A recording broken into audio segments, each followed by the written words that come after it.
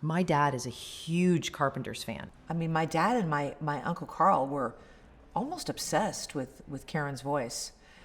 Carl loved it too, but my dad in particular, I really believe he was very influenced by their harmonies. I do.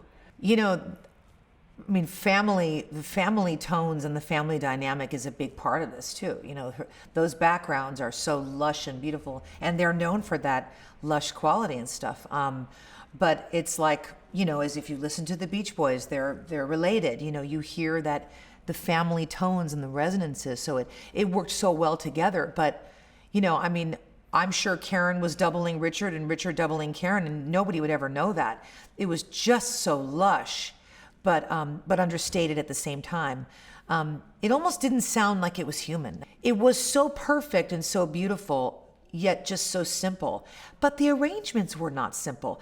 They moved in places where I wouldn't expect them to move. I really feel like the Carpenters' harmonies influenced some of the Beach Boys and my father. I do.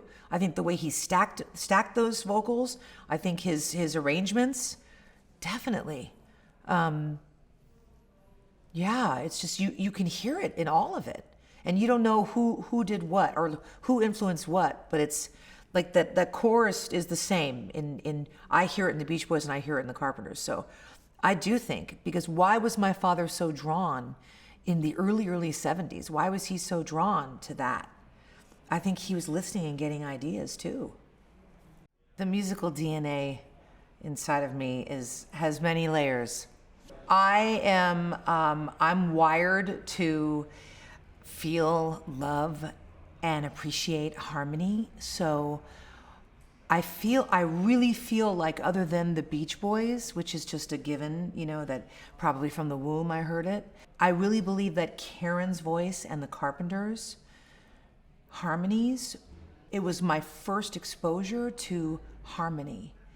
I'm so drawn to it. I have been since I was 4 or 5. Is my first memories of really sort of drinking in these harmonies that I would hear, you know, bouncing off the walls in our living room. I think my earliest memory of, and where my the DNA is, where it comes from, is Top of the World. That song was my happy place. And it actually still is. And it's funny because yesterday I asked my dad, I called him up, he's on tour, but I interrupted and I said, you know, I don't know if you're going to sound check or what you're doing. It was like 4 p.m. and I said, tell me your favorite Carpenters song. Because we have a few, but I said, what is it? And he said, Top of the World.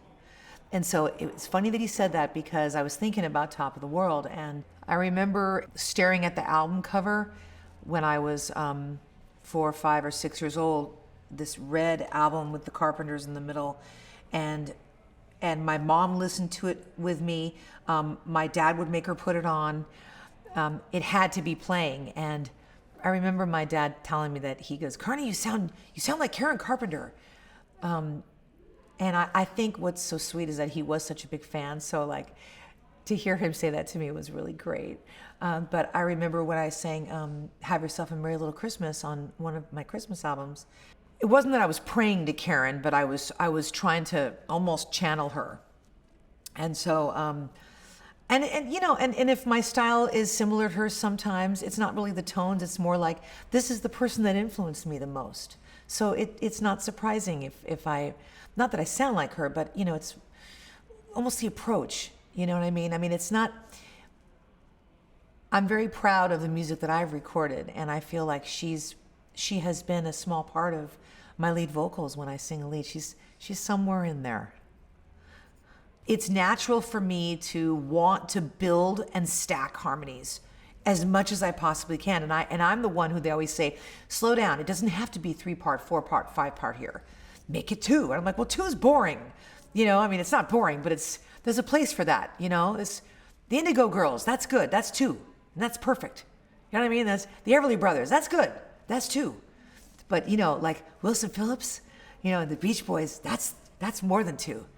The Carpenters, that's Lush. It's where all the voices become one.